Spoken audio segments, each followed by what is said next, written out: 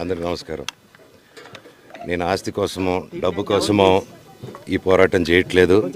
ఎందుకంటే ఇది పోరాటం కూడా కాదు, ఇది ఆత్మగౌరవానికి సంబంధించింది, నా భార్య పిల్లల సేఫ్టీకి సంబంధించింది. ఇది నాతో ఒక మగాడిగా నాతో డైరెక్ట్గా వచ్చి నాతో ఏం చేసినా పర్వాలేదు. నా భార్య పేరు ఇంక్లూడ్ చేయడం, నన్ను తొక్కేదానికి నా 7 నెలల పాపని ఇంక్లూడ్ చేయడం, నా బిడ్డల ఇంట్లో ఉండగానే అలా బిహేవ్ చేయడం కరెక్ట్ కాదు. ఈరోజు పోలీస్ దగ్గరికి నేను వెళ్ళి ప్రొటెక్షన్ అడిగాను. నేను మొన్న వచ్చి అడిగినప్పుడు మీకు అన్ని ఎవిడెన్స్లు ఇస్తాను. ఎస్ఐ గారు ఇక్కడి నుంచి వచ్చి నేను ఇస్తాను సార్ ప్రొటెక్షన్ చూపించాను. బౌన్సర్లు అందరూ అక్కడికి దాక్కున్నారని చూపించాను.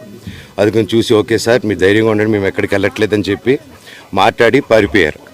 ఇప్పుడు కానిస్టేబుల్స్ వచ్చి అందరూ నా మనుషులందరినీ భయపించి ఇప్పుడు వాళ్ళ పేర్లు తీసుకొని బెదరగొట్టి మా మనుషులు పంపించేసి వేరే బాడీ గార్డ్ లోపల పంపించున్నారు సార్.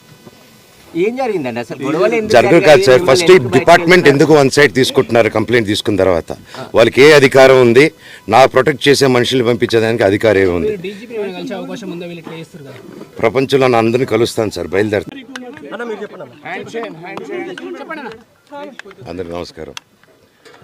నేను ఆస్తి కోసమో డబ్బు కోసమో ఈ పోరాటం చేయట్లేదు. ఎందుకంటే ఇది పోరాటం కూడా కాదు, ఇది ఆత్మగౌరవానికి సంబంధించింది, నా భార్య పిల్లల సేఫ్టీకి సంబంధించింది.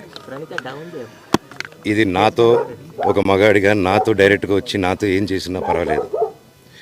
నా భార్య పేరు ఇంక్లూడ్ చేయడం, నన్ను తొక్కేదానికి నా 7 నెలల పాపని ఇంక్లూడ్ చేయడం, నా బిడ్డల ఇంట్లో ఉండగానే అలా బిహేవ్ చేయడం కరెక్ట్ కాదు.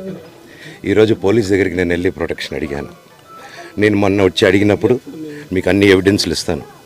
ఎస్ఐ గారు ఇక్కడి నుంచి వచ్చి నేను ఇస్తాను సార్ ప్రొటెక్షన్ చూపించాను. బౌన్సర్లు అందరూ అక్కడికి దాక్కున్నారని చూపించాను. అది కొంచెం చూసి ఓకే సార్ మీరు ధైర్యంగా ఉండండి, మేము ఎక్కడికి వెళ్ళట్లేదని చెప్పి మాట్లాడి పారిపోయారు. ఇప్పుడు కానిస్టేబుల్స్ వచ్చి అందరూ నా మనుషులందరినీ భయపించి ఇప్పుడు వాళ్ళ పేర్లు తీసుకొని బెదరగొట్టి మా మనుషులు పంపించేసి వేరే బాడీ గార్డ్ లోపల పంపించున్నారు సార్. ఏం జరిగిందండి అసలు? గొడవలు జరగదు కాదు సార్. ఫస్ట్ డిపార్ట్మెంట్ ఎందుకు వన్ సైడ్ తీసుకుంటున్నారు? కంప్లైంట్ తీసుకున్న తర్వాత వాళ్ళకి ఏ అధికారం ఉంది? నా ప్రొటెక్ట్ చేసే మనుషులు పంపించేదానికి అధికారం ఏముంది?